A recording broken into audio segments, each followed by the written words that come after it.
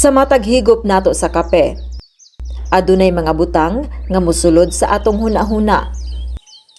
Friends and followers, aniya kita karon dinhi sa Cool Highlands of Imbayao, Malaybalay City, Bukidnon.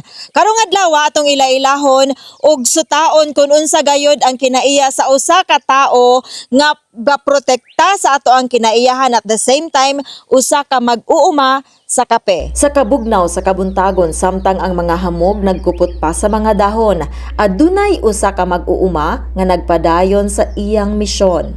Dili lang para sa panginabuhi, kundili para sa kinaiyahan. Usa ka talagsaong higayon nga makauban ang usa ka inilang coffee farmer and at the same time a strong environmental advocate.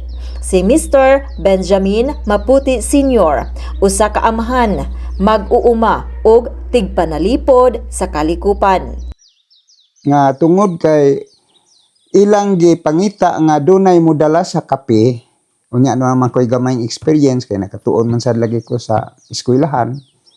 Ako'y gipadala diri sa Interior Bukidnon. Kay ang kape kaniadto diha ra gyud ang kusog sa Lantapan ug didto sa Mirayon. Mao ra gyud na wala pa dinhi sa uban. Nya mo to nga nagkahuna-huna ko nga go farming. Why not? Ang pagtanom og kape nahimong pundasyon sa ilang pamilya. Naghatag kini og kita, edukasyon para sa mga anak ug paglaom sa umaabot. Pag 1980 gyud mao na to'y pagsugod nako diri sa Barangay Imbayao og farming. Sa pagpanguma nausab ang akong kuan nga nganong di man nato ipahaom sa kinaiyahan ang atong panguma. Kay kining 22 hectares ang sulod ni ani about sa agriculture ug sa environment. Nganong pagpanguma sa kape ang imuhang usa sa gitutukan? Kanang kape kahoy man gyapon na.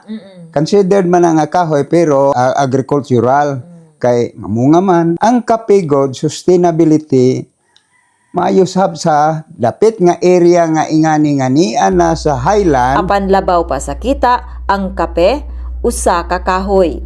Naghatag kini og landong, nagkupot sa yuta batok sa erosion ug nagtabang sa pagpreserba sa kahimtang sa atong kinaiyahan. Ako usahay mag-uol na gani ko magtan-aw sa mga bukid nga wala na mga kahoy. Kay murag ni sulod na sa akong galamhan ag pagka-environmental. Nga sus, kadluag ba kayo ani nga kayutaan? Nganong dili tamnan og kape? Ang kape dali ra. Konsiderar magyapon na ang kape sa kahoy.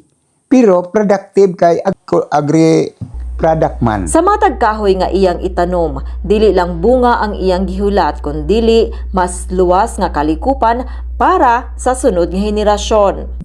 Ayuho na to pag-ariglar ang pagpananom sa kape. Busa sa sunod nimong higop sa kape, hinumdumi, adunay mag-uuma nga naning kamot, adunay pamilya nga nagtinabangay ug adunay kahoy nga nagpanalipod sa kinaiyahan. Anyway, ang kape sa soil erosion kusog mo pugong. Sa kinaiyahan makatabang kay walay mga mahimo na nga baha-baha sa ubos para man na sa atong kinaiyahan nga maatong maprotektahan ang tuwa sa ubos nga mga lugar. Murag reminders lang kini sa atong panahon karon. Tungod kay kita wala na ma-maintain ang kinaiyahan. Dili lang kape.